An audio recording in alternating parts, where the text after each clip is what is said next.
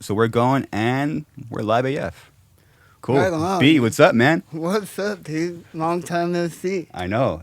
I'm very I'm lucky that you live so close by. You're in like the neighboring town. Oh So yeah, downtown Riverside is dope. it For is. those that don't know, if you haven't been there, check it out. Maybe come check it out when things open. But I like it down there. I've been down there for like 7 years now. 7 years. Yeah, Wow. And you so you went straight from LA to to here. downtown. Yeah, to Wow. downtown. Yeah. Now what made you make that move? Just I had to get out of LA. The place I was living Yeah. in was basically right on the border of Glendale and Burbank, but it was owned by like a slumlord.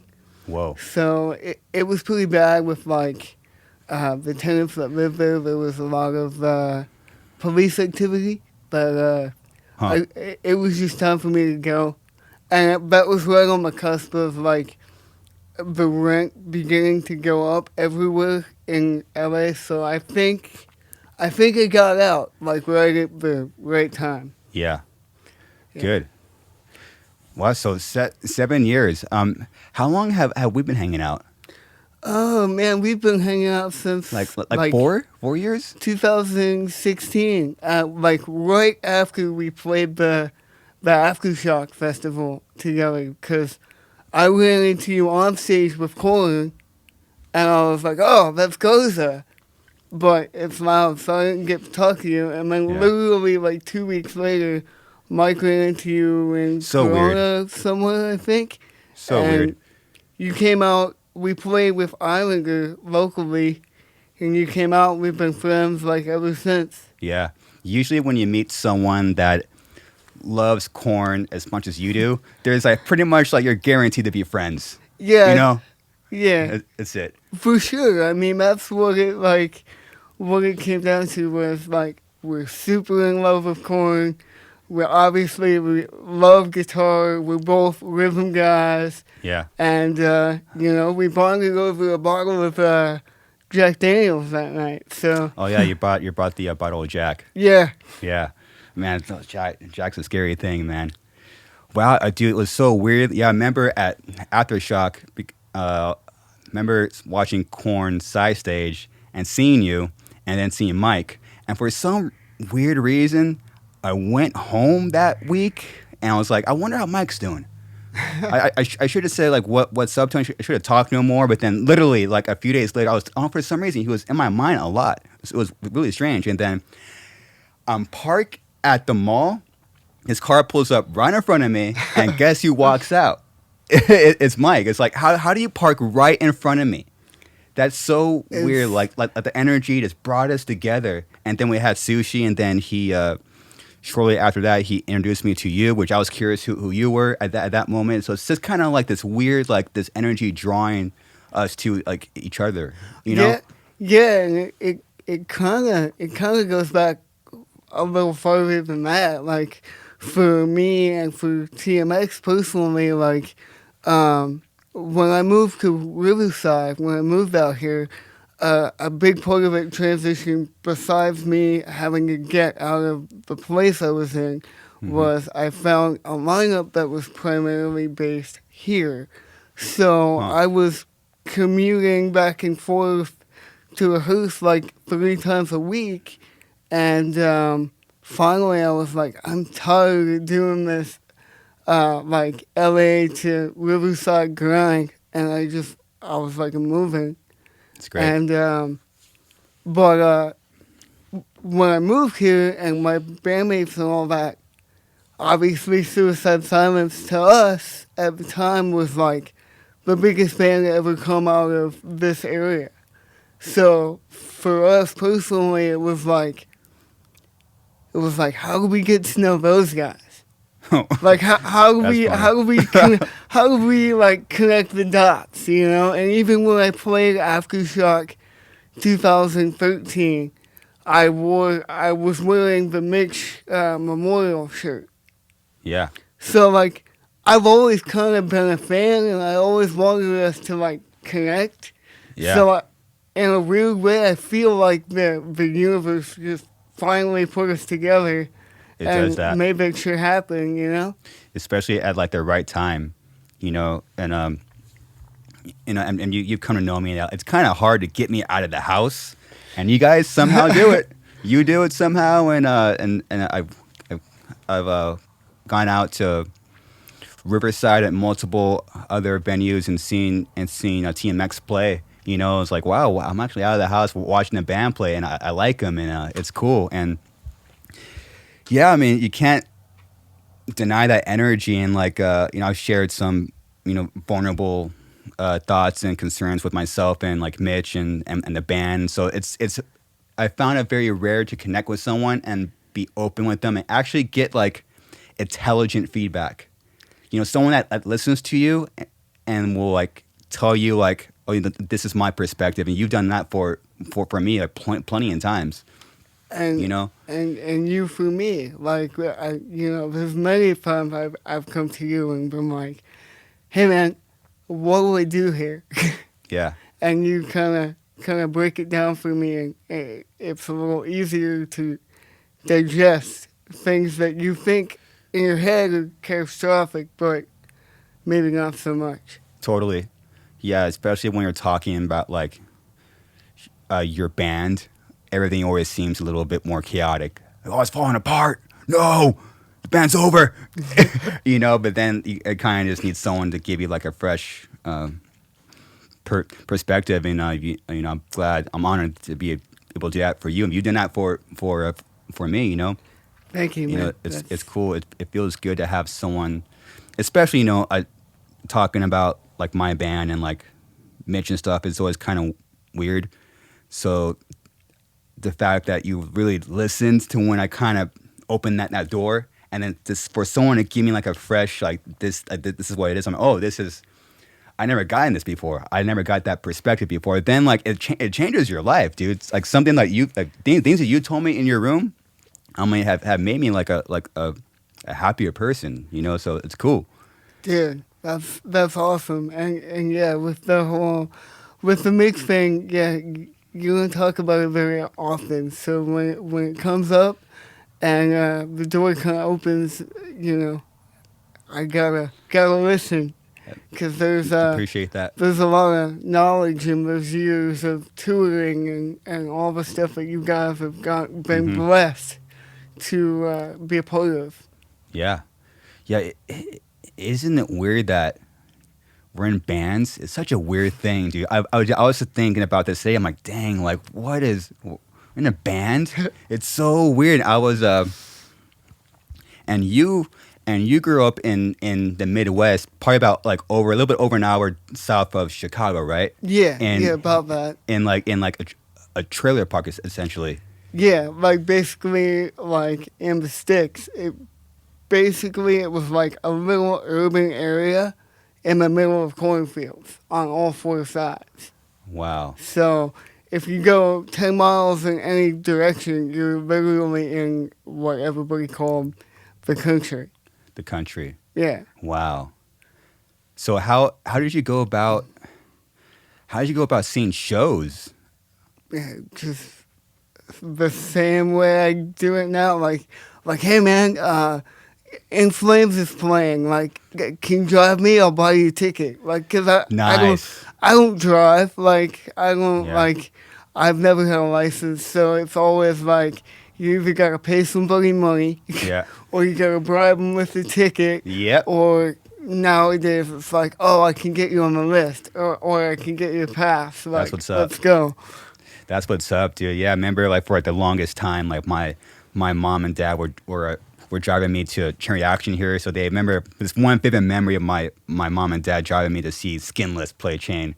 Like, man, my parents are dropping me off to see a death metal band play. It's so weird. So it's cool. Yeah, I mean, me and you did like things very, very similar. And I was very curious, which actually is something that we never even talked about before, is like, how do you, man, being from a trailer park, how do you get out of there? Now fast forward, you're in Southern California. I don't know how you do that.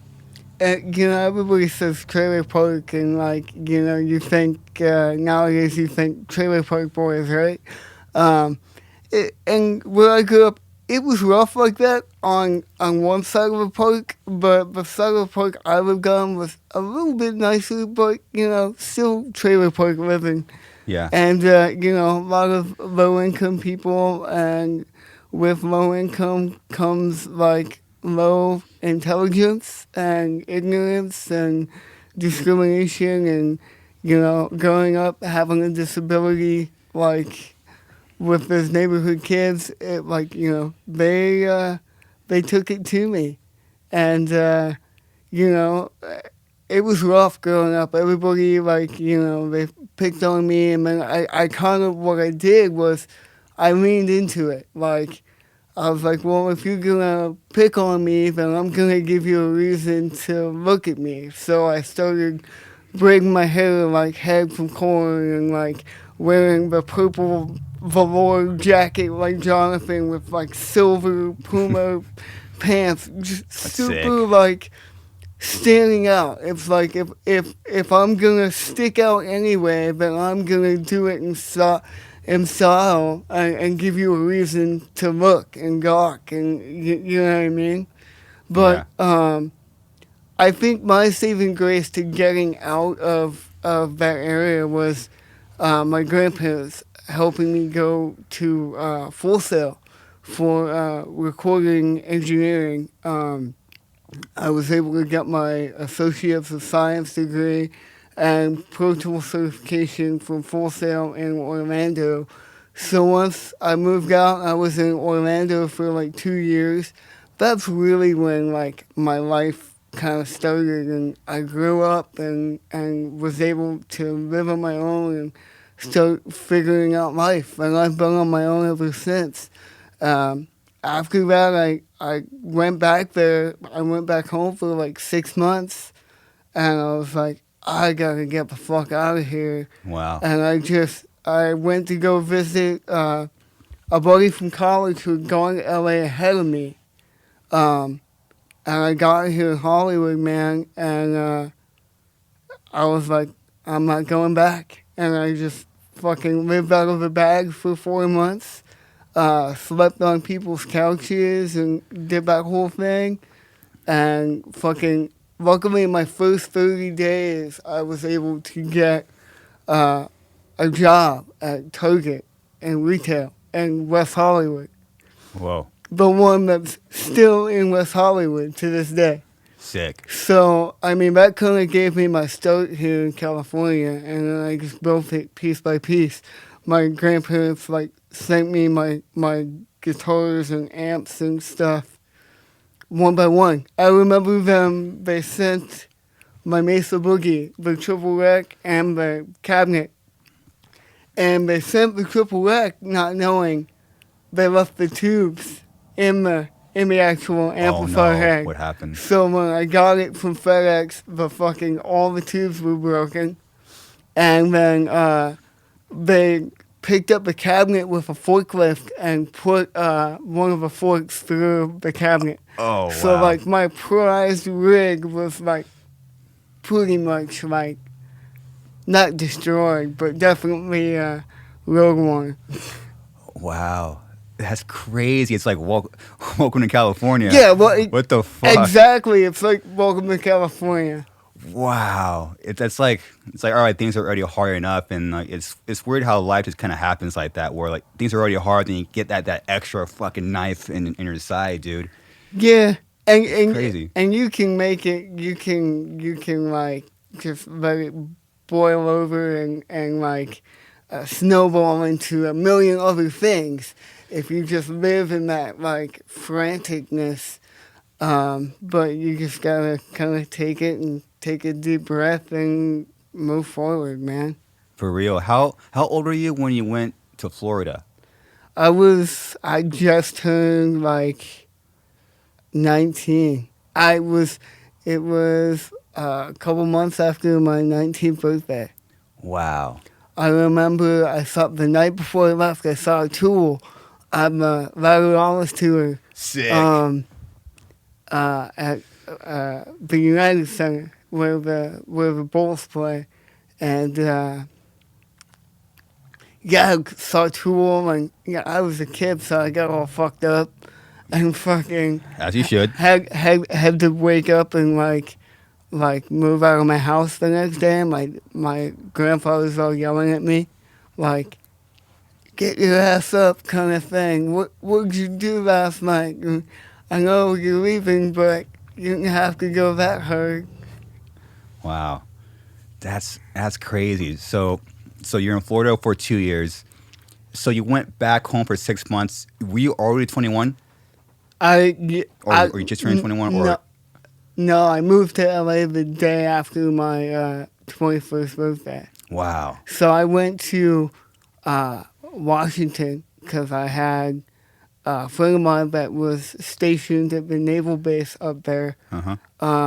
And we saw Ozfest in Washington. And Sick. that was when Lamb of God, the Ashes tour on Ozfest. I don't know who else was on it. I know Super Joint Ritual was on it because I ran into Phil and Zelmo and I told him I hated him.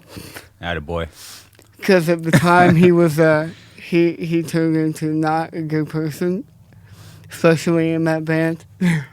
Yeah. But I remember Lamb was on it and Hatebreed, and that's about it. But after that, the day after that show, I went down to LA. Wow. I can't even imagine being that young and, all right, I'm going to live on my own. Fuck it. Let's go. Yeah. That's pretty much like when we moved all in down there in Florida, and, my grandparents stayed with me for like, I don't know, a week. And then when they left, it was like, whoa, what am I doing? Like, what the hell am I doing? Reality kind of sets in sometimes. And it wasn't that hard. I mean, I don't drive, but across the freeway was like an Albertsons, and there was a gym and a Chinese food place, and the school was just a couple blocks away. So it's not like I was connected. Even though I couldn't drive, like I could get groceries. I could take care of myself. So, Yeah. I mean, it was just it was a long period of adjustment. I remember like first seeing like a digital audio workstation for the first time. I'd never even seen one before. I had no idea what that was, how it worked. Well, no, I'd seen one, but I'd never worked on one. Whoa. So it was totally like a new frontier. For real. At what point does Seb enter the picture? Do we got to backtrack? No, I just wanna try to figure out if I want to tell you the real story or the not fabricated but the polished story. So I guess I'm gonna go with the real story. Attaboy. There we go. Thank you, B. Appreciate that, man. Seb and I, we met at like a corn fan event, and he had just moved to LA from France, and I just moved to LA from Chicago. Literally in the first month of me being there, Mm-hmm. I met Sebastian at this event. It was like, write your corn story. Tell us what corn means to you. So I submitted my story, and then out of like 1,000 entries, they picked 20, and I was one that got picked. And I don't know how Sebastian got in. I don't think he submitted a story. I think he knew someone, but I met him there, and we started hanging, ironically, and I just realized this right now. This is another weird universe thing. So I met Seb, but I also met Vizzy at the same event the heard about same that. day. It was me, Sean, Seb, and we used to hang out with this girl, Holly. She's not really in the picture anymore. And I think, I could be wrong, but I think Moon, Vizzy's wife, was there as well.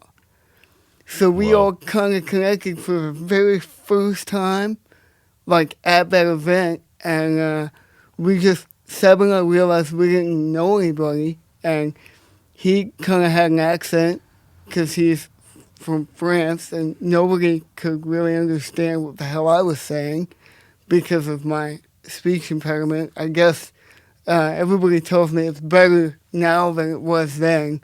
Um, so we were like, yeah, man, let's, we just became friends. We exchanged numbers, and I'd go over to his house.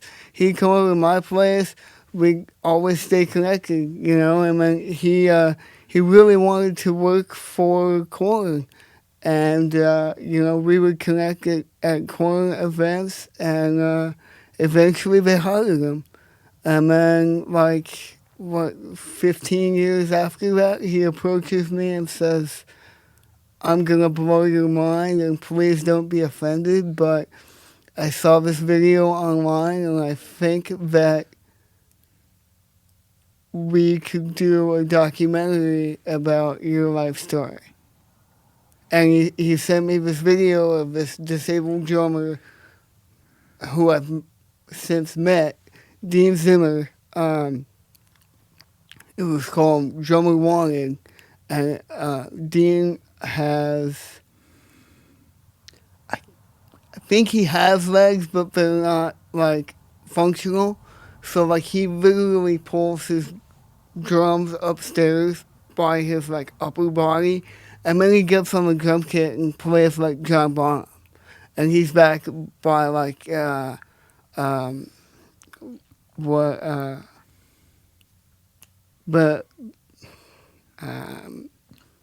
drawing a blank. I'm the drummer. It'll come to me. But the drummer, Greg Bissonette,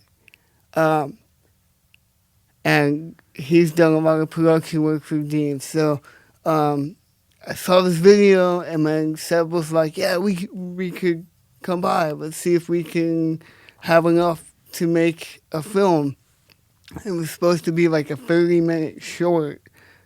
And by the end of the production meeting, he was like, dude, we got enough to make a feature-length documentary film. So we took 6 years and did that whole thing. And, I mean, you were there. You saw how it came out. Yeah. That's crazy. So how long was he with you?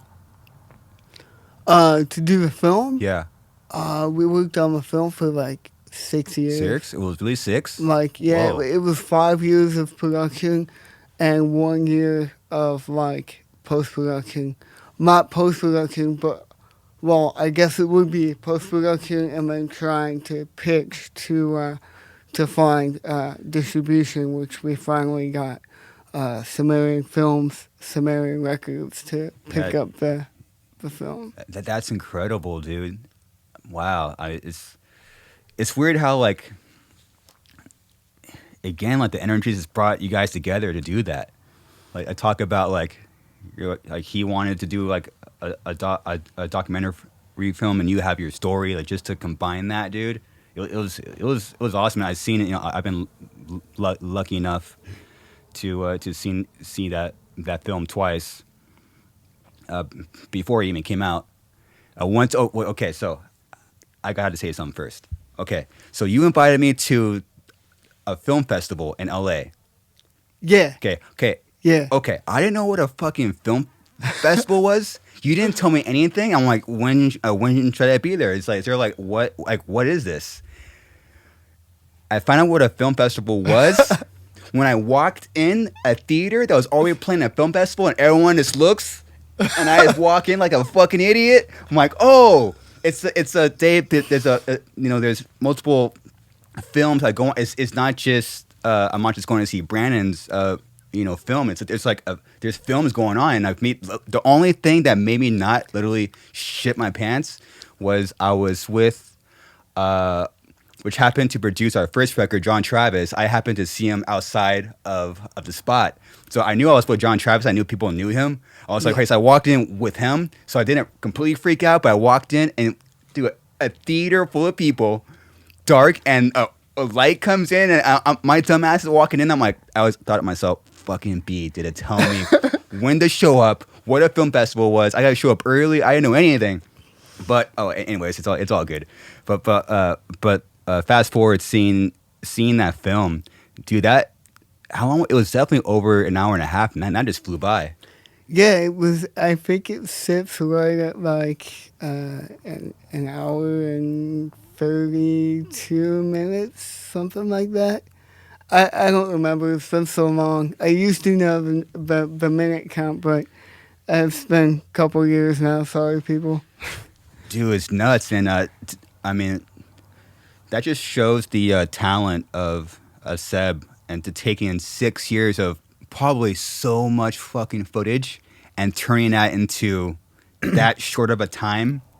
Oh, you know? dude. Oh, dude. You don't even know. And, like, you know me personally, so you know how I can talk and tell stories and Yeah. go off on tangents. And, like, I talked about the production meeting with, like, Sebastian. It was supposed to be a 30-minute meeting.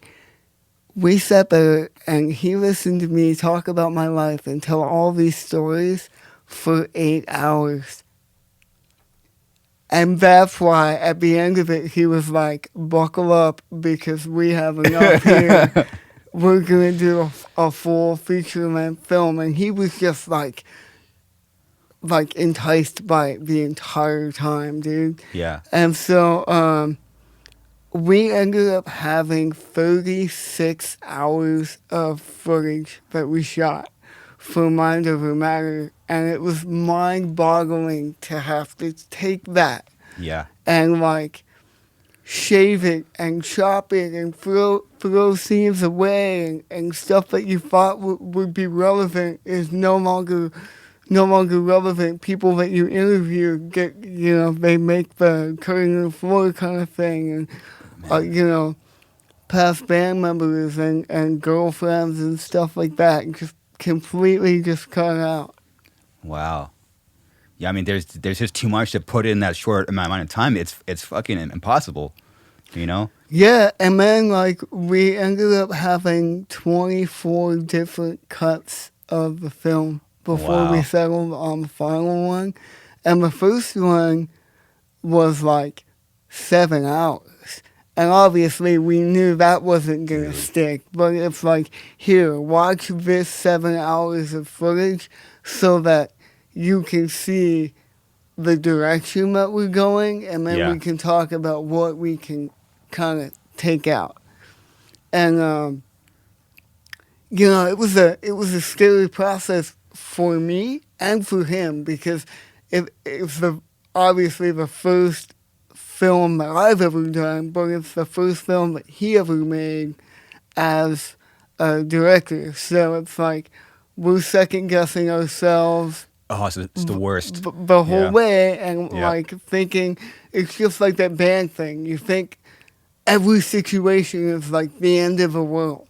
Because you always have that level of anxiety of like, oh my God, if I fuck this up, what then? Yeah, it's always there, dude. It's always there. It's always there Sucks. before every interview, before every show, before every event. I suck. It's I suck. Oh my God, I suck. I gotta get there. Everything has to be perfect. Like even on the way over here, I was annoying my girl with like just my energy of like, let's go. Yeah, it's tough. It's tough to keep that clear mindset. Things just show up and do it, man.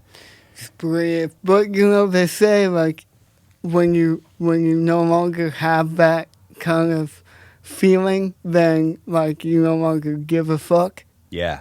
So I kind of it gets worse. Yep, that's way worse. Like as much as I like loathe that kind of feeling, you gotta embrace it too. You got to embrace it. I've come to kind of do the same thing. Get it? I get comfortable when I get uncomfortable. Yeah, This is some shit. Oh yeah, this is gonna be special. You yeah. know? If it's comfortable, then like something's wrong. Yeah. Oh yeah. Totally. But I mean, fast forward 6 years and going through all that footage and 24 edits and 7 hours of footage, the end result was pro. It looked great, and like it told, and it's in me knowing you before I watched it. It's like to find out things I didn't know about, and like to see like your whole life story on like a film. Like what is that like? Um, it was the entire process for me was surreal. Like when I was making a film, it never really felt real to me. Like it Yeah. just felt like this is what we're doing for the day, and let's get through this and get through that and get through this. And then when it all finally came together, it's like, this is awesome. Like, I'm so grateful to the village of people that helped put this together, because it took an army of people to kind of shape and mold Mind Over Matter to the final product that you see today. And I couldn't be more proud of it and proud of the massive team behind it. Um, it's it's still surreal in a sense, being able to tell my life story and have people be interested in it, and not only that, but then to like be inspired by it Yeah. all over the world, not just here, but all worldwide. Yeah. It's kind of mind blowing, and you just gotta be appreciative and just be humble. Totally. Like, parts of it for me were really hard to put down on tape and on camera. I literally bared my entire life. And I knew some of the things that I put in there I could have gotten judged for pretty heavily, but Hmm. I kept it real, and I did it for the greater good.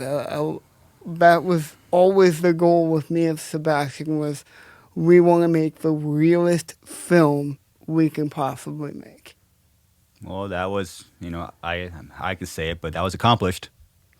It transcends. It transcends everything. You could watch him like, whoa, like what? You get it has that what the fuck is this factor. It's hard to get, dude. It's sick. It, yeah, And it's such like a special time where you do something for the first time, and Seb was obviously doing that for the first time, but he's also extremely professional. That it's just such like an innocent magic time that could only happen once. It's like a band's first record. It can only happen once. You have that innocent, but yet things just clicked. You know. yeah. It was really hard for me because we worked so intensively on that movie for 6 years.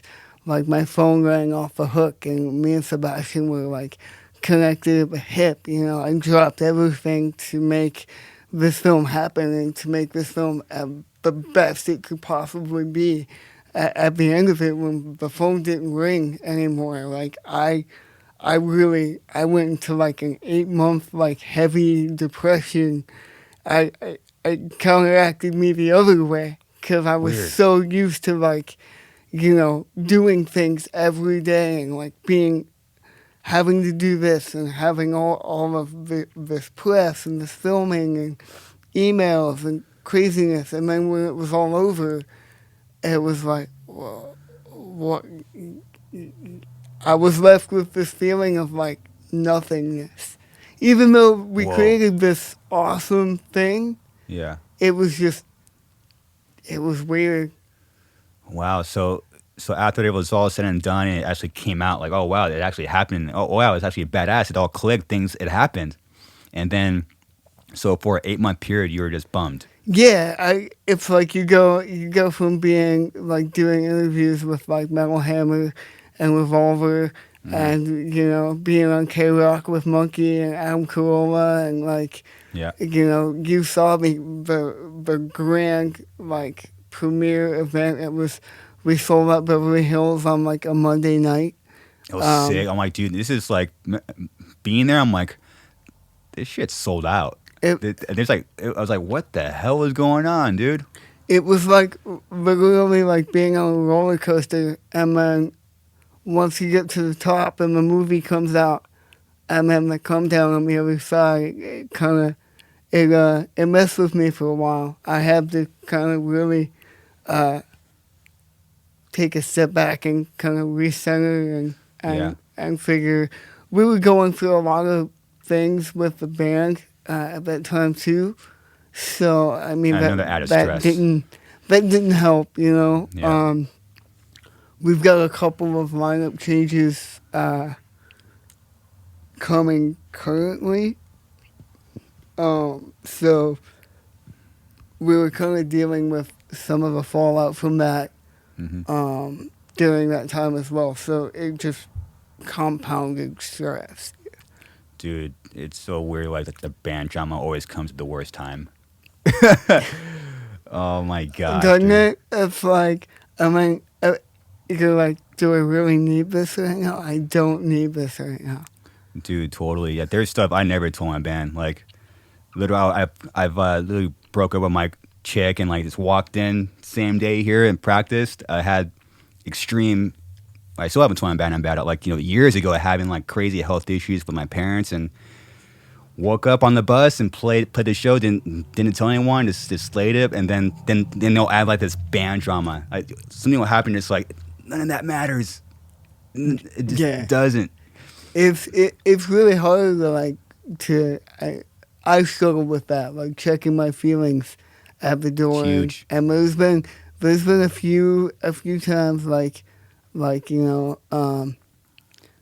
I've had to play shows like right after like breaking up with somebody, and it's like Yeah, that's on your mind, but you still gotta get up there and kill it because that's you what have the to. people came to see you, and you've gotta own that. You have to own it. You have to, man. How did you get out of that 8 month funk? Man, I basically just picked myself up and was like, yo, you gotta focus on the band, and it's not about the movie anymore. The movie is gonna be what it's gonna be, and now you gotta make the band pop. You gotta make the band carry the movie. Um, and I think for a long time, people behind the scenes kind of have this over expectation of, oh, the movie is gonna carry the band. Hmm. And I always told them, I was like, I hear what you say, but I really believe that at the end of the day, it's gonna be the band that carries the movie Mm-hmm. because the band is consistent. Mm-hmm. And here we are after it's all said and done, and that's what it is. The band is gonna carry the movie and keep the movie relevant. Yep. At the moment you guys put out, another single online, I mean, people are gonna listen to it and oh, what's this movie? Yeah, It's just it's always gonna tie in somehow, and it's really hard. Like, you got to be really grounded in yourself because someone else will always kind of put their own like narrative on you, especially when you're talking about like industry. So you got to be really careful about what you take in. You listen, like you got to be really careful. Like, oh shit, I mean, they just said something that I don't agree with. It's okay. man. Talk about that, man. I learned that the hard way. I think, We all do.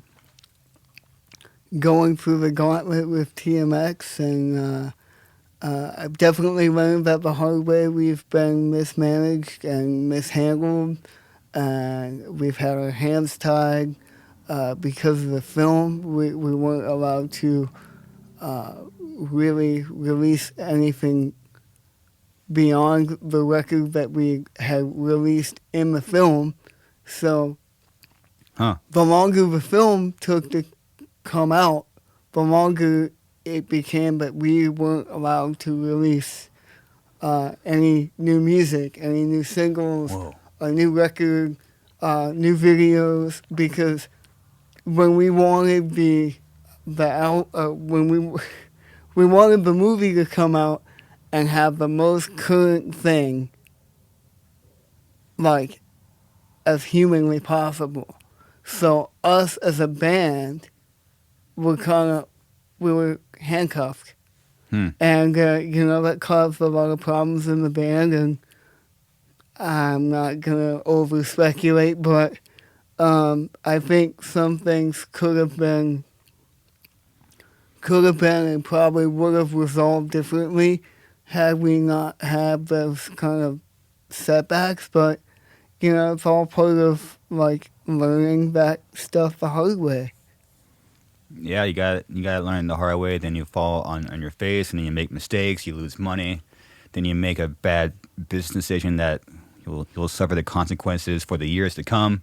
And you're still learning from those mistakes. But then you're learning like the current. It's always a constant learning experience. And Yeah. then you're trying to grow up. Yeah, it's just like what. Yeah, You can't win. And then you kind of mature and grow as a human being and be more in tune with the universe and be a better person, the best person that you can be. Mm-hmm. When you're just kind of surrounded with, like, at times you can get overwhelmed and be surrounded by, like, negativity and Mm-hmm. other people's bad energy that just kind of bleeds into your life. It creeps in, dude.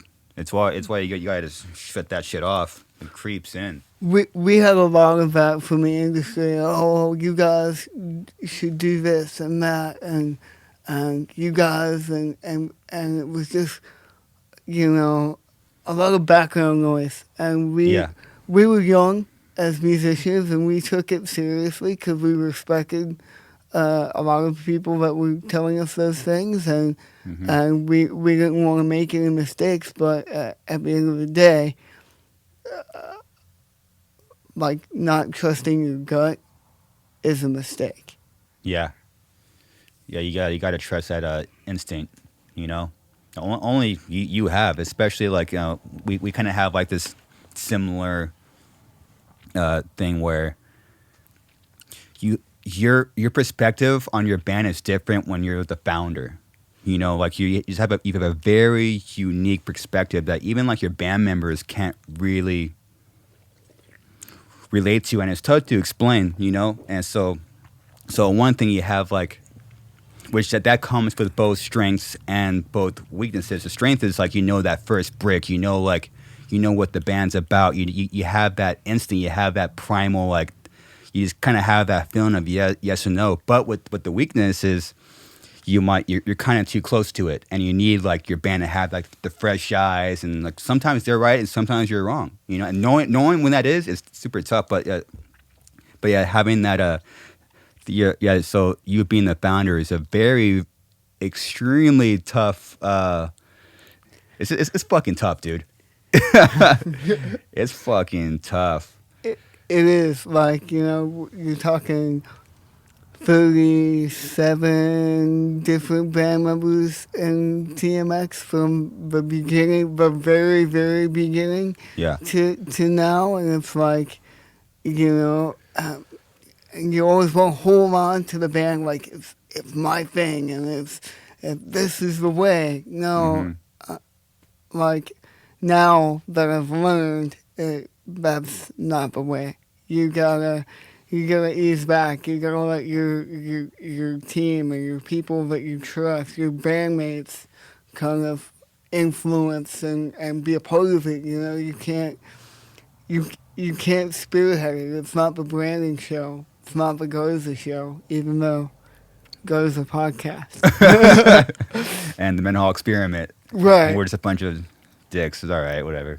but I think that's what you and I connect on too. Is that, like, we're both like the founding members of our respective bands, and you've been able to open up a lot of doors in my mind in terms of that, um, and kind of like that's a learning process in itself, and like The big one. the music business, being your own business owner, being the leader of your own band, being a good leader and not a shitty one. Yep. It's it's it's all a learning experience, and there's no fucking roadmap to this shit. There's not. We're all on our own journey. Every band's their own journey, and then you're on your own journey as your own person. But I mean, I think you're on the road because it's you hold on to like do your thing. So it's like, oh, this is my band, it's my thing. But then you realize it's not my dream anymore. It's our dream. It's their dream too. They want to be in a band and tour when they were kids. It's their dream as much as it is mine. And you got to learn to like. Then you grow up and you mature. Oh, this is. You kind of assess situations a lot better. Oh, wait, this is our band. It's even, and knowing when to listen or when to listen to your gut, all that stuff is super tough, man. It's tough, but yeah, you got to really bring them in and kind of have like an equal say sometimes. Oh yeah, yeah, and I've learned it was really hard for me to step back sometimes, on business decisions, on songwriting, little parts of riffs and stuff like that, and because you get tunnel vision and you think your way is the only absolute way, or at least that's how it was for me, and then I must be maturing in some way because now I can kind of like anticipate that, and that's when I like step back. Great. And I'm like, okay, let's hear what you like. Let's try it. Let's see if it works. Yeah. Let's see your idea. Let's see the artwork. Let's like propose to me. Like let's talk about it. Yeah, talk about it. And at the end of the day, there's no rush. Everyone should have their say. Let's hear all the riffs. Let's hear all the ideas. Let's see all the artwork. But the best idea wins. And I think that's where TMX is currently in 2021. The people in the band now, I think we have that chemistry where we know when to kind of step back and listen to each other's ideas and keep that energy good. That's great. Because I think that's a big part of it, right? Yeah. Is to have like, even though we play heavy music, you want to have good energy and good vibes in the room. That's key, Yeah, you gotta manage the energy in the room. That's actually like probably like I'll top this subject with this. Sometimes you gotta keep the energy in the room up and keep the vibe up. Sometimes, and I know my band's not gonna like this, but sometimes you gotta suck it out. You gotta like you gotta ruin the vibe. Hey, this is how it really is actually. So, but that is. And that's a whole other learning experience. Knowing when to do that and ruin someone else's vibe when it's right, that is also tough. Because sometimes it's called for. Like, hey, I mean, you gotta say like something pretty bluntly, then the whole room's like. But like that's the way it is. And then the next day is a new day, a new song, a new riff, a new vibe, and a new energy. I guess the biggest thing that bands have to learn about sucking the vibe out of a room is to suck the vibe out of a room and not want to actually kill your band members for it. Yeah. Like, know when to just say what you need to say it, and either the session's done or like you just walk away and you come back the next day and everything's all good. If when it snowballs into, oh man, he said this, fuck him, fuck that, how it goes. And then all of a sudden you have a problem in your band, and it's like, that's not cool. Yeah. So learning how to manage that technique is good. Yeah, and there's that curse of being creative where like you'll like make up little arguments in your head. Like you'll like make them up. You'll be like walking into your room, like you'll be like fuck that guy, but it's like it's just your own like It's that creative juices but there's that other side of being a creative where like you just like you make up like arguments and stuff. And it's fucking it sucks, man. This is proof right here that musicians are fucking psychotic people. We're like Norman Bates kind of people. We have all these different voices and perspectives of how a situation's gonna go. I know that I overanalyze every situation and try to like project every particular outcome, but you know Yeah. that's not really healthy for you either. No, no, especially when you're in your 30s, things got to be done differently, Yeah, and it's tough, man. And everyone else is growing. They're all on their own journey and knowing.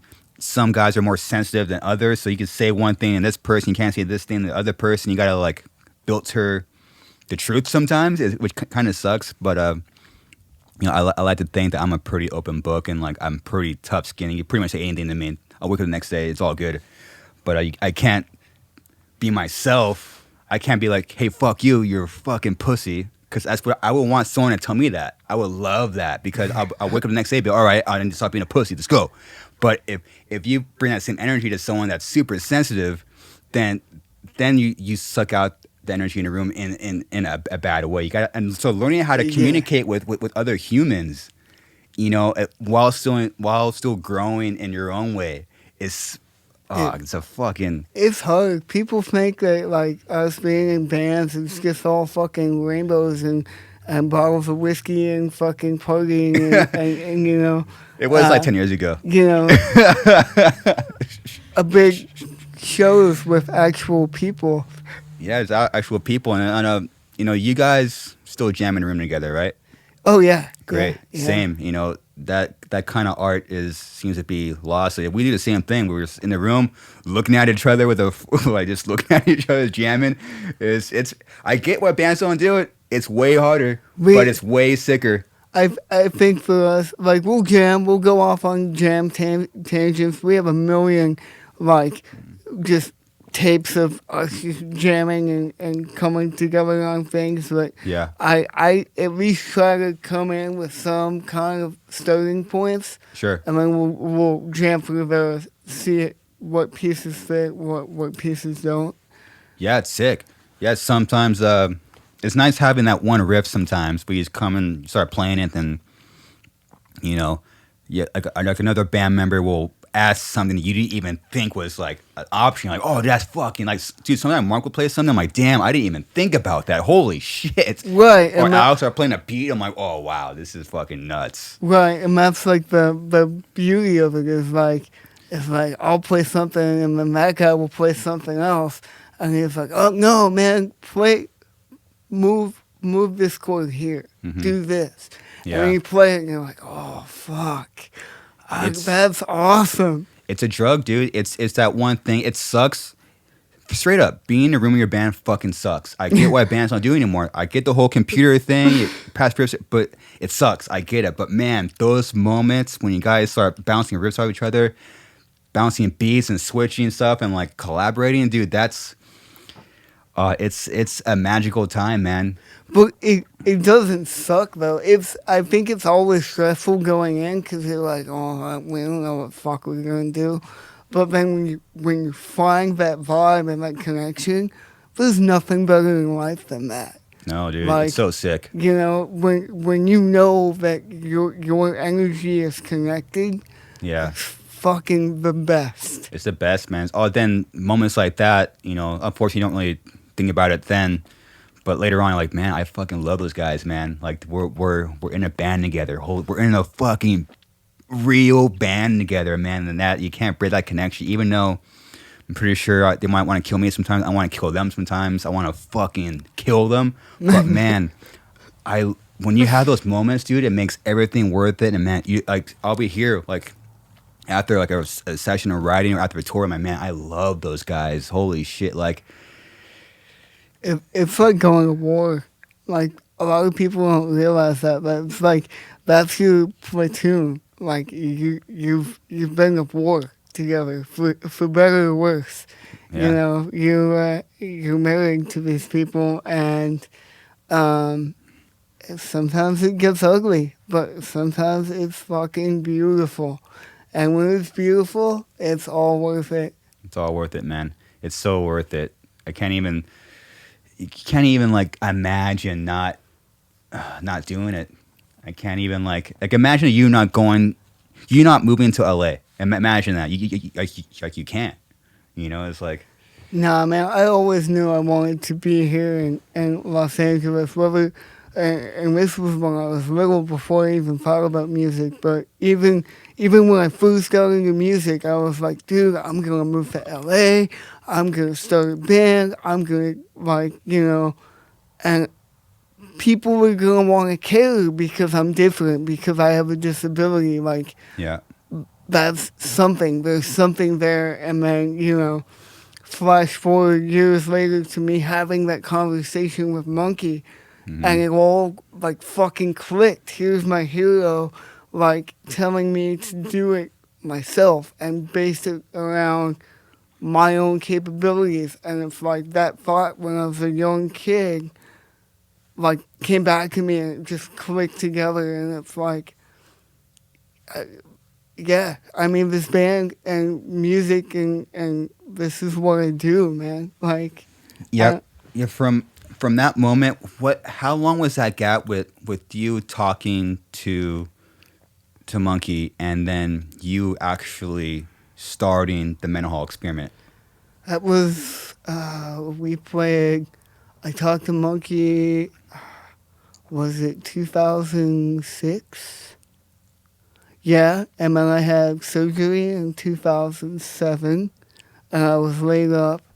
And then after that, I took a month vacation to go to Illinois, and I had the batch of songs, and we played our first show in 2008. So Two solid years, huh? yeah, Isn't it crazy? I won't go into my stories, but I know like you, how he'll say something, and it's a seed. He'll say some shit to you, but it's like it explodes like 2 years later for you, exactly 2 years later. yeah, like How crazy is that? he's gifted, and he knows that, especially with you and I, he knows like that we listen to him, and we're influenced by him, so he knows the right things to say and when to say them. He's very aware of his influence, at least on certain people. Mm-hmm. Yeah, good. I mean, it's so. 2006, you get the seed.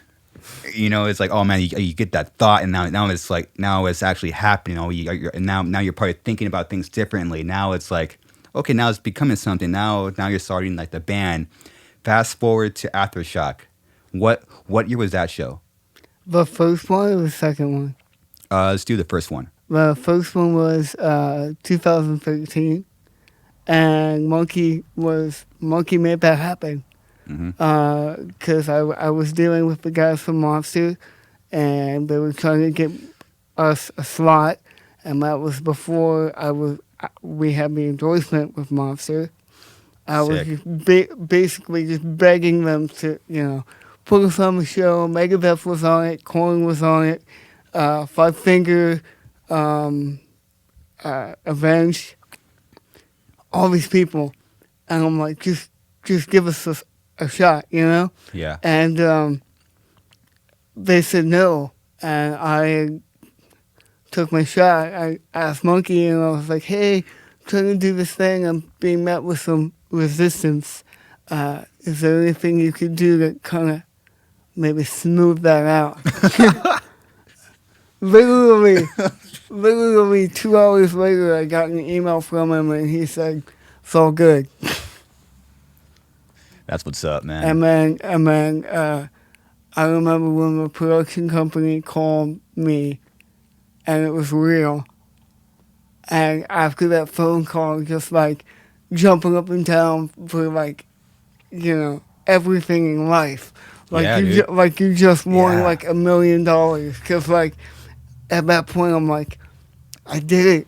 I'm on the same festival as Korn and all these other fucking bands. That's a big moment, man. What was going on through your mind when you were there?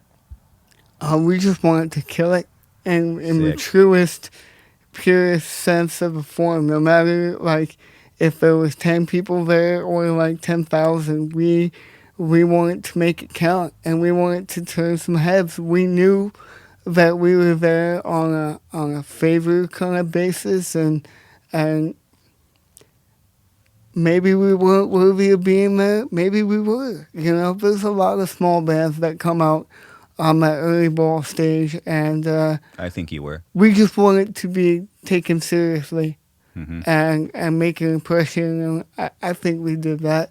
And I know in the movie it looked like there was only 10 people there, but by the end of our set, there was close to 100 people in front of us. What the real story of what actually happened with that show is our time slot was 10 a.m., doors opening. They didn't open the doors until 10:07. Oh, So then all the people had to file in and yeah. like find the stage, and so literally our set consisted of people running to the stage to watch us play. So by the end we had Yeah. like maybe 100 people there, Wow. but that was only for like 10 minutes of a 20-minute set. Wow. The first 10 minutes was like empty. Damn. Yeah, I mean, when you're talking about opening doors, playing at that same time, 7 minutes is a long fucking time.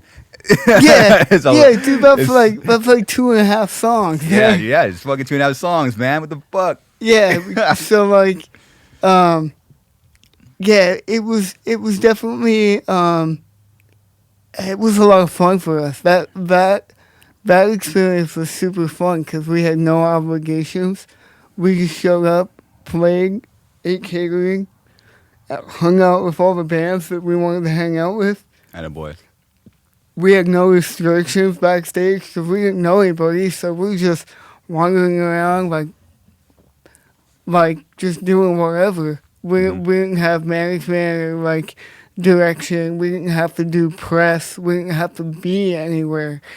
Sick. We just had fun. So that was the first time. The second time, you know, when we came back in 2016, Per Monkey again, it was a lot different. Like we had places to be. We had press to do. We literally did not leave the press tent like the entire day. I was so mad that I missed your set. I wanted to. You guys were in the top list of bands that I wanted to see that day, and our management team wouldn't let us or me leave the press tent. For a good reason. We It's all wanted good. we wanted to make that day count as much as possible and be as big for our career as possible. So we put in the fucking work, man.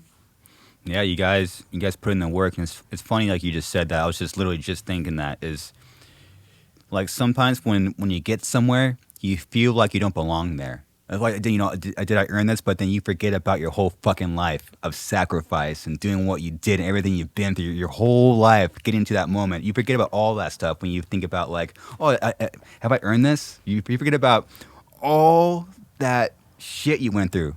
You Yeah. know, it's funny how it just happens. You know. Yeah, and you still feel like in the beginning you still feel like small because you're like all these bands are, you know, they have huge records and we don't, and like do we deserve to be here? But then, you know, as time goes on, you get bigger, people know you, you feel more at home with the Yeah. situation. But that very first time, it was like it was different. It was fun. I wouldn't trade it for anything. That's for sure. Yeah, that was nuts, man. You guys, it's funny. I should take my own advice, but it's like, yeah, you earn that spot, and you deserve to be there. You're there for a reason, you know. Yeah. It's just Yeah, I go to that same thing. I'm like, why am I in this room? Why? I don't fucking deserve to be here. You fucking suck. It's like you. Oh god, it's so pissing me off. The human brain is. Oh god. But yeah, I mean, you guys fucking earned it, dude. And that was obviously when you're doing the press at Aftershock. That was the second show, and then like, I saw you talking to Monkey. Actually, I quick story how I got on that stage. So if you played the second stage, you weren't allowed on the main stage. I found a loophole how to get on the main. The moment I'm walking up, because you know how you always try it? You show them your wristband, they're like, no. I've been there. You gotta walk up with a group of people that are walking up. I did. and guess who I walked up with? Who? Nick and Nate Diaz. Oh, well, yeah. The moment I'm walking up there, I see their crew walk up. First of all, I'm like, holy shit, it's fucking Nate Diaz and Nick Diaz. Oh my fucking god. I pretended I was in their crew. I was like, just literally. It was like a small, like, little entourage, but it was small enough and big enough to where I could kind of creep in there. You're like, I can be a Diaz for a day. I'll pass. Oh my god, I was shitting my pants. First of all, because they were in front of me, I'm like, I'm already shitting my pants. I'm trying to sneak in, trying to act like I'm cool, So I'm like, hopefully the security guard doesn't think I'm a fucking dork. Hopefully they don't know the real me. Mike has a fucking picture from that day of him like squaring off with Nate Diaz. So sick. Yeah, man. And then that's the first time I saw you, and I was like, damn, I got to fucking meet that guy. And then Monkey at the end of the night fucking broke that guitar and like pulls me out on stage and gives me a broken guitar, and I'd never been on the center of the Korn stage. I'd been on stage with Korn side stage a bunch of times, but like to walk out on the stage set and you're right in front of like Jonathan's mic stand, the bitch, and there's 30 fucking thousand screaming Korn fans in front of you. That's a big fucking deal. It was sick, man. What a moment. I was like, damn, what's happening? It was sick. I think everybody was like, what's happening? I know my band was like, they had that reaction. Our management had that reaction. Everybody were like, what the fuck is happening right now? Mm-hmm. And like, some people, a couple of people knew that something was going to happen, but they didn't know the extent of it. I don't think anybody did. That moment was completely organic because I remember Monkey walked backstage and apparently the entire band of Korn, they were like jaws on the floor, like just couldn't believe that just happened, and he said all those things, and Monkey himself was like, I don't even remember what I said. It just happened. That's fucking sick. It was super real and super organic, and really shows the connection that him and I have, and it was super special. Still have that broken guitar. Wish I could play it, but hey. No, it's way cool hanging up broken. It's sick. It's way sicker, dude. Yeah, he wasn't supposed to break it initially. He finally told me, he goes, I wasn't supposed to break it. It just, I got carried away. That makes it even cooler, man. I got in the moment and shit just happened. Dude, even the way he broke it was fucking cool. Damn. Yeah. It's like, damn, what the fuck's he doing? Yeah, because, like, how many times have we seen him break guitars? Like, never. Yeah. I've seen over 150 Korn shows. I've never seen that guy break anything. Yeah. Super fucking dope, man. And like he did it over like he went overboard with it. Like he went over the top of the head. I know I never seen that before. My damn, Like even you find a cool way to do it, man. like fucking Pete He would. Townsend style. He would, man. Special guy, man. God. It's like you even find a cool way to fucking break a guitar, man. Jeez, you would. So sick. It's weird how that night, like, yeah, it was the beginnings of a friendship that I'm glad that I have with you, you know? Yeah, man. I definitely I know we connected when we finally connected. It was like I remember walking away after the first show that you came to and we hung out afterwards. I was like, man, you ever meet somebody and feel like you've known them your entire life? And that's like the connection I have with you to this day. And that's just a really weird feeling. Yeah, it's weird, huh? It's weird. Like, I don't know. I honestly don't know how to connect in other than corn. You know, corn. Plus, there's also like this very obsessive mindset that very few people have. Very few people have, and I know a lot of fucking bands, dude. I shared a lot of buses with dudes worldwide, dude. That mindset is extremely rare, and that's something that I personally like connect with. Like someone that just has that mindset, that driven, obsessive drive, dude. I live for it, dude. So if I could have access to you, I could just text you, call to hang out, and get that get that feedback and thing, you know? Yeah, It's cool. it's an exchange of energy. Yeah, And it I love that. It revitalizes me, and I'm sure it does the same for Same. you. It goes both ways, man. And I know you come over and like you helped me a lot after we met as far as like my guitar playing, and you really helped me get tighter and clean up my rhythm technique and get heavier. And you know, you were able to teach me things in a way that I don't think any other person, guitar instructor, has been able to communicate. Mm-hmm. Because, like, we're part of a group of rhythm guitar players that are completely our own thing. We're unorthodox Mm-hmm. in a sense. So it's kind of like only us understands our breed. You know what I mean? Yeah, it's a different language, dude. It's a different language. When you have someone it's a more of a lead player try to teach you something, you know, I deal with it. It's just like someone saying another language to you, and them expecting you to get it. You know. Yeah, it's like cause you and I come from the mindset of like, you know, we like guys like Monkey and Kurt Cobain, and Mm-hmm. those two guys especially have always done things rhythmically that were different, and Mm-hmm. they thought about the guitar in a totally different mindset, and because of me and my disability and the functionality of my fretting hand, I had to take that approach, and that's why those guys are definitely at the forefront for me as far as like influence, because those guys gave me like the faith that I could go and make it my own thing.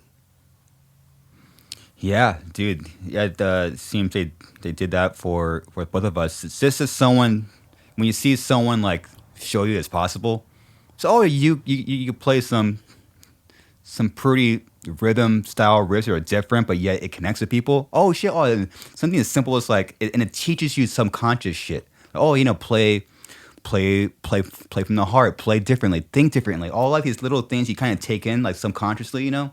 Yeah. And just to have a band like that kind of show you it's possible, it gives you like another roadmap that's completely different than where like, you know, like you're hearing from like, you know, like a teacher or peer bands. You know, it's like it's a different lifestyle, man. It's a different language, a mindset. It's, Totally, like Hendrix on your shirt there, even though he's considered like one of the greatest lead players, like I think he completely just always looked at the guitar like not from a musical standpoint, Yeah. but what he was able Yeah. to do with it was to make beautiful tunes with it. But he did it in his own way.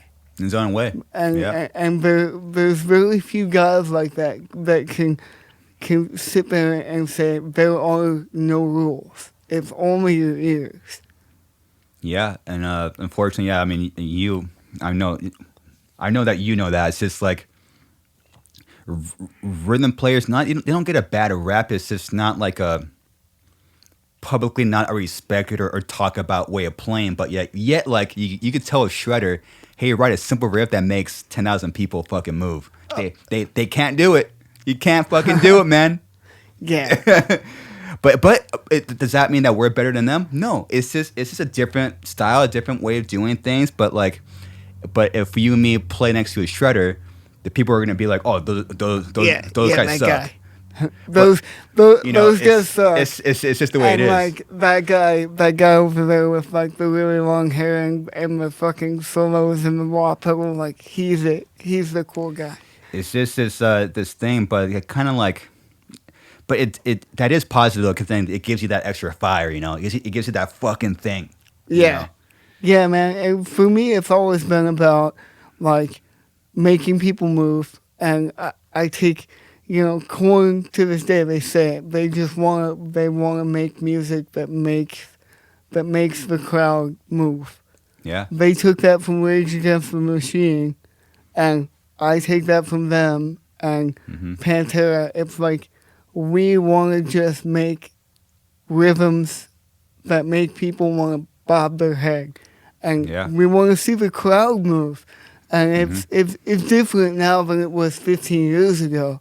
Sure. Like people don't really mosh anymore, so that's a different kind of vibe. And we've always kind of written music to like we want to see people move. I mean, I remember seeing Pantera when I was like 16, and the entire floor was a pit. So as a guitar player, you want to make that happen. Totally. At least for me, that's what it's always kind of been about. Is like write songs that make people move, and then focus on the quality of the song, like the song structure and how the song is laid out. Write good songs. You know, people talk about Pantera, and they say, "Oh, well, why does Pantera still have like the reputation they do 16 years later?" Everybody holds Pantera up to this bar, and it's because they wrote good songs. Yeah, good songs, man, that just resonate. Their songs had good structure. They were laid out good. You could sing most of them. Like they wrote meaningful songs. That's what people want to hear. They want to hear good songs, and they want to move.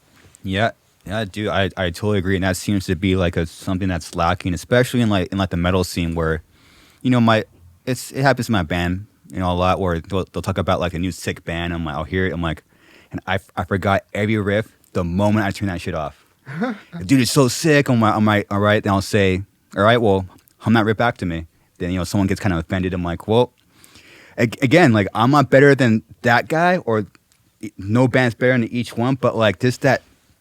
Since when did they get like not cool to write a good song that just gets people moving? That you could hum the riff, you could hum the riff back. What happened to that? And it kind of explains why metal is in like a weird spot where people are just kind of doing. And I'm like, all right, like. But then the thing is, it doesn't resonate. It doesn't fucking grab you from the core of your fucking heart, and then like in your bones, and just fucking keep you there fucking 20 years later, 40 years later, and these songs that last forever. It's like what happened to that simple riff that just resonates, dude? It's all about like how fast can you play? Oh, it's so sick. Oh, it sounds so perfect, but yet nothing is resonating. Blah.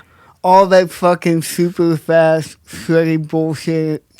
It all blends together. Yes, mind you, as a guitar player, you were talented, but it's fucking meaningless. Like, unless you fucking Steve Vai and you can put emotion behind it, or Dimebag, where you have feeling and you have emotion behind it. Hmm. It's just fucking mindless shred. I know, It man. all It's so blends weird. together after a while. Like, and people are gonna hate that I said that, but I don't care. No, it's fine. It's funny, and we will openly say that we suck is fine, but you know, at least we just have a different mindset. You know, it's like writing a simple riff. But you know what?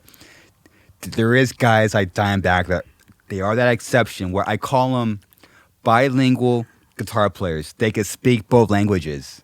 That's a rare fucking guy, man. You could play sick ass rhythms, but do these crazy fucking leads and it like stick with me, And it had melody though. dude. That's so insane. His leads had, excuse me, his leads had melody that meant something. That like it would come back. It stuck in your head. Like when you're just playing so fast to play that fast and it doesn't, your progressions don't lead to anything Hmm. other than a bunch of tapping notes. Hmm. It's just a bunch of tapping notes. It doesn't. There isn't like a melody there. There isn't a pattern. There isn't anything that people can hold on to. You know, it's like Pink Floyd to me is like one of the best bands in the world, and David Gilmour, in my opinion, is one of the best lead guitar players ever. But he can do more in 4 notes than like most of these shredders can do with 100. Oh yeah, it's weird that with someone just like will just hold a note, and it was like whoa, and then it just sucks you in, and then after a year or two will pass, you go back to that song, or 10 years will pass, like you know like a David Gilmour, Pink Floyd, or Hendrix. You keep going back to that's like why is it when they do a lead that just brings you back? You know, it's like they just access something and play from somewhere so deep in like another like dimension. Yes, that is a hard thing to do. That's something that a lot of guitar players will not admit that they don't have access to. I may suck, but my my one of my core strengths is I could go deep, and that's I can make a couple notes sound and or resonate with someone. Then you play it live, you record it, and it resonates with people. You know, it's like you like you know where to go. Yeah. You know that is a different style of playing. It's not better or worse for with you know a shredder. I don't think I'm better but it's a different style of playing. You know. Oh yeah, completely. And it's like, yeah, a lot of people we suck as rhythm players, right? Sure. But you know, like it's a different approach. And It's and, different. and whether you're a lead player or a rhythm player, like the truth is people want to have emotional connections to your songs. And you get that, like, writing a good song will invoke an emotional connection with your listener. That's what you want to do, and that's what I feel like a lot of bands lack. A lot of new bands, there's not a lot of new bands that I'm, like, really into. Like, I think the newest band, I like Texark a lot. They're good people, and I think they're doing something special. And like Polyphia. Mm-hmm. And those guys, I feel like, are doing like, you know, something that Steve Vai did for guitar, but they're taking it and they're putting their own spin on it. Yeah, there's always going to be someone that comes out and just does something sick. You know, it's just always going to be a rare fucking thing. Well, B, I don't want to keep you for too long. This was a great combo that we're at definitely over an hour. Hell yeah, man! But that shit flew by, man. It was definitely a good time. We just kind of got into it and It's you know, sick. let it kind of go where it went. Let's let it go, man. We could talk for hours about shit. I was hoping like we didn't talk about corn so much, but it happens. It's all good, man. I mean, We fucking love them, dude. we love them. I'm God. super excited for you know, the new record they got coming out sometime soon, and then I'm super excited for Brian has a new record for Love and Death coming out like in a week. So I'm super excited for him and the whole corn camp are close to us. So we'll see ya. Yeah. Hey, I think I think Brian has so he has a record coming out, right? Yeah. Yeah, so check out Love and Death, and they're doing a live stream. I saw that, right? They're Oh doing yeah, a live stream show. the live stream show, something Love and Death, Veeps.com. I haven't checked it out yet, but I guess tickets are like $15. Sick. And Well, I can tell you, like Love and Death to me, like they kick ass. They're Yeah. heavy as shit. yeah, they're sick, and hopefully, I think this episode's going to come out before. So yeah, it's definitely worth the push. We'll be. Where can people find you? Where can people find the band? The documentary. Now is the time. You know, I guess we never really talk about what we have coming up for the band, so I'm gonna throw it down in Let's do it now. Now's the time, man. in 2 minutes. So you can get everything for the Mendenhall Experiment at themendenhallexperiment.com. We have a brand new merch store underneath the merchandise tab. You asked me how I came out of my funk. That's kind of how I came out of my funk. I took the business side of TMX and completely redesigned it. We built a merch store. We brought all kinds of merchandise to people. So, mendenhallexperiment.com. We've got a new record in the works. It will be out this year. It's going to be entitled Against All Odds. And don't know what label it's going to be on, but it's going to be on somewhere before the end of 2021. And going to be produced by Chris Collier, who has worked with our friends and heroes in Korn, obviously. So excited for that. We start recording the middle of March. So, yeah. Cool. What about the doc? Documentary is now streaming live worldwide on Amazon Prime. So if you have Amazon Prime, you just dial it up, man. It's on there. Super blessed to have that connection. Sick, and man. If you haven't seen it, you want to watch it again, go for it. Again, the documentary is called Mind Over Matter. It's fucking heavy, dude. And if you want to go to the website, it's mindovermatterfilm.com. Thanks to everybody at Sumerian Records for making that shit happen. That's dope. And thanks for everybody, for you and everybody else for supporting us, putting us on like you guys have done for us. It's been awesome. Well, B, thank you for your friendship and thank you for your ear. I need that, man. Likewise, brother. All right, Love you. guys. That's it. Later. Cool.